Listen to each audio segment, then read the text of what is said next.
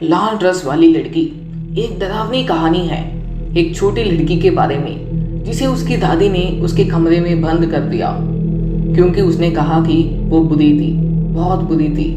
दादी ने मुझे अपने कमरे में बंद कर दिया और वो मुझे बाहर नहीं आने दे रही है। उन्होंने कहा कि इसीलिए क्योंकि मैं बुरी थी। कभी कभी मैं बुरी चीज़ें करती हूँ। जब से मेरी मम्मी चली गई, दादी कहती है मेरी मम्मी स्वर्ग में है। मुझे नहीं पता वो वहाँ कैसे पहुँची। मैं अब भी मम्मी को याद करती हूँ। मैं उनके लंबे काले बाल और उनकी काली आंखों को याद करती हूँ। मैं उनकी नरम त्वचा याद करती हूँ। मैं उनकी खुशबू याद करती हूँ।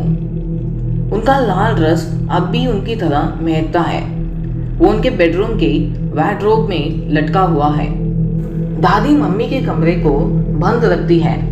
उन्होंने कहा कि मुझे वहां जाने की इजाजत नहीं है, लेकिन मुझे पता है वो चाबी कहाँ छुपाती है। कभी कभी जब दादी सो जाती है तो मैं वहां चुपके से जाती हूँ और मम्मी का लाल ड्रेस महक लेती हूँ।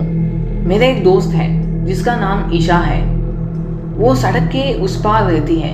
कभी कभी वो मेरे घर आती है खेलने। आज वो आई थी। हम गुड़िया के साथ खेल रहे थे। दादी ने मुझे कहा अपनी माँ के कमरे में मत जाओ। ठीक है, मैंने कहा। जब दादी अपना नैप ले रही थी, मैंने ईशा से कहा चलो ड्रेसअप खेलते हैं। मैंने दादी के छुपा हुआ स्थान से चाबी ली और मम्मी के बेडरूम का दरवाजा अनलॉक किया। हम अंदर गए। वहाँ लगभग अंधेरा था देखने के लिए। यहाँ मेरी मम्मी रहती है, मैंने कहा। तुम्हारी कोई मम्मी नहीं है, ईशा ने कहा। वो मुझे गुस्सा दिलाया। मैंने बेडरोब खोली और लाल सिल्क ड्रेस बाहर निकाली। ये मेरी मम्मी का ड्रेस है, मैंने कहा। मैंने उसे उठाया उसे देखने के लिए। वो बहुत बदबू कर रहा है, ईशा ने कहा। नहीं कर रहा है, मैंने कहा। वो फूलों की तरह महकता है। वो मृत चीजों की तरह बदबू कर रहा है, उसने कहा। वो मुझे और भी ज्यादा गुस्सा दिलाया। वो कौन है, ईशा ने पूछा। वो एक तस्वीर की तरफ इशारा कर रही थी।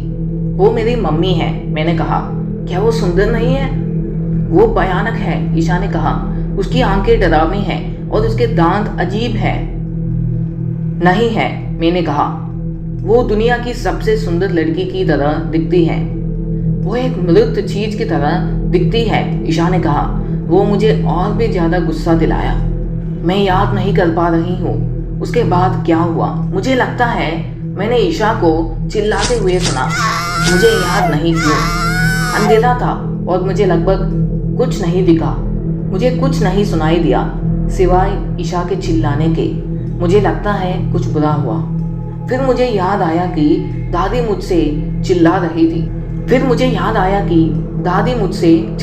थी। वो भी रो रही थी। उन्होंने मुझसे लाल ड्रेस उतार लिया। वो बहुत रफ थी और वो मुझे मार रही थी। मैं भी रो रही थी। दादी ने एक वॉश क्लॉथ लेकर मेरे चेहरे से खून साफ किया। उन्होंने मुझे बार बार बताया कि मैं कितनी बुरी हूँ। फिर उन्होंने मुझे ऊपर ले जाकर मुझे अपने कमरे में बंद कर दिया। मैंने खिड़की से बाहर देखा और दादी को बैकयार्ड में देखा। वो कुछ शॉवल से दफना रही थी। मुझे लगता है मैंने कुछ बहुत बुरा किया।